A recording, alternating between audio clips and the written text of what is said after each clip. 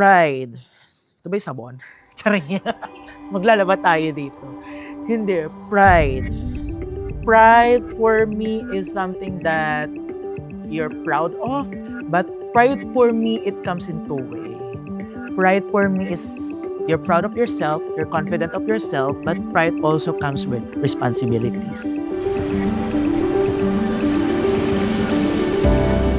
Masaya pag may bakla. Mahirap na masaya. Mahirap kasi hindi naman lahat ng tao nakakaintindi sa'yo. Masaya kasi yung mga totoong tao na nandiyan sa'yo, mga kaibigan mo, alam na kung ano yung ugali mo. Nakakatulong ka sa aspeto na alam mong totoo ka sa tao na yun. Mas masaya pag may bakla. Dapat may bakla. Masaya pag may bakla. Every week, iba yung task namin. Ang task namin, minsan, pupunta kami sa compounding, weighing, testing, both lines and two. Check ko kung tama yung ginagawa nila, kung masisecure ba na tama yung processes ng pag-release ng produkto. Jules na lang. Ang sikip! Isa po akong Junior Quality Analyst. 2 years and a half na po ako sa Derma Republic. Nung nag-apply ako dito as production worker muna sa taas, production operator. Tapos yun, nagtrabaho hanggang sa na-regular. Ginalingan eh. At the same time, nagkaroon ng open position. Ang bakla palaban eh. Kahit sa position na lang. Tapos ayun, nagkaroon ng hiring sa Junior Quality Analyst interim. So ayun, tinry ko rin. Hanggang sa ayun, nag-click. Eto, regular na ako. Pagiging magaling, ayun yung desinido ka sa trabaho na ginagawa mo.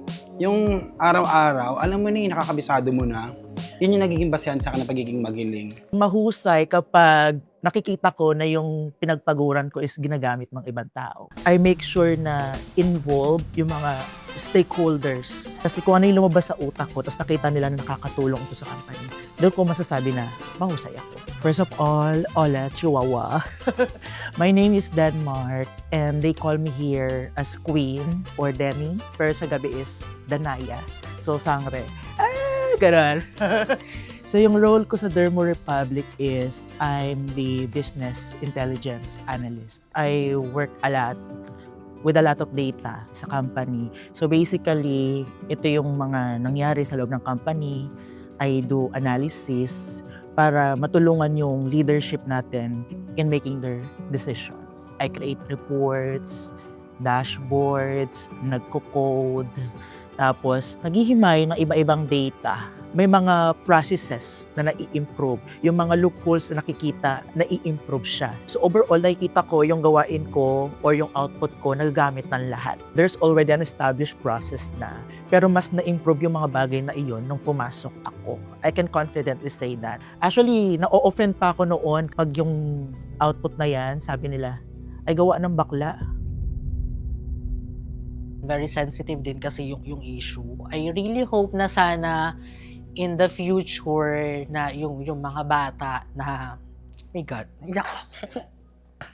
So ayun. My God. Although ako ay hindi ko naman siya naramdaman pero imagine with other people, no? Lalo na yung mga bata. Hindi lang nakakaranas ng emotional abuse but also physical kasi ang hirap nung part na yun. Kasi being gay is not, hindi talaga siya madali. Mahirap sa iba na simula bata pa lang. Ang hirap nilang mag-let go kasi hindi sila matanggap ng mga magulang nila. Parang nung unang hirap ko i-let go yung sarili ko kasi yung tatay ko galit sa akin. Kasi ayaw niya ng bakla sa pamilya. Yes, this is not the usual norm kasi up until now, we know LGBTQIA+ is still something na quite different sa ibang tao. It's still normal with others. But I can say na people here with that value, humanize the workplace, they treat us as humans and nakakatulong yan para maibigay namin yung best namin sa company na ito. Trabaho ko, pinakita ko hindi ako pabigat. May silbi ako sa mundo. Tapos, ayun, nag-grow. Then sa natanggap ako ng tatay ko, pinagmamalaki na pala ako. Tapos yung tatay ko, nagkwento na sa nanay ko na sabi niya, yung anak natin, kahit anong dalahin niyan, babae o lalaki, tanggap ko. Bago siya mawala. Sarap.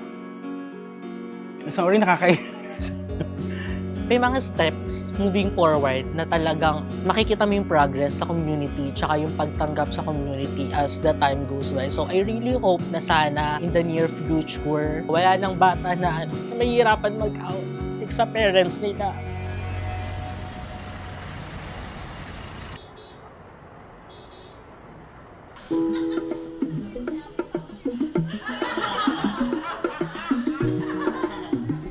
I'm Olive Rivera. Nag-transition ako ngayon sa DermoCares as program lead. Actually, ang DermoCares ay isa siya sa initiative program under executive leadership na ang purpose nito is we actually reach out, ma-promote natin yung ating social responsibility.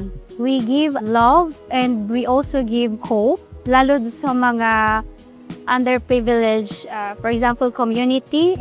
Actually, it's very important na maramdaman nila na parte sila ng society, lalo pa sa edad nila. What I love sa Dermo Republic is yung culture na humanized workplace. Kasi dito talaga, I feel I'm accepted and I can really express what I feel, even my preference, because I'm also part of LGBT community.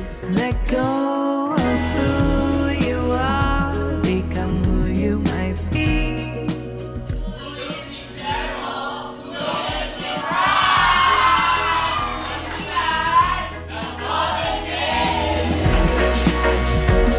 You were born with wings. Dito kay Dermo Republic, kung nag-apply ka, walang tinitingnan na bakla ka man. Para sa akin, ang pagiging parte ng LGBTQIA at plus community, habang nag-excel sa career, it shows na walang limit ang pagiging totoo sa sarili habang inaabot yung pangarap. Para sa mga kapwa ko LGBTQIA+, darating din yung confidence na hinahanap mo. Give yourself time, keep growing, and always remember na wala namang mas magandang gawin kundi maging totoo ka lang sa sarili mo.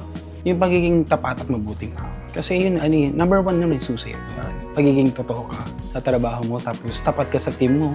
Alam ko kung sino ako and I'm confident kung sino ako and alam ko kung ano yung kaya kong ibigay. You were born with wings, your heart knows the way.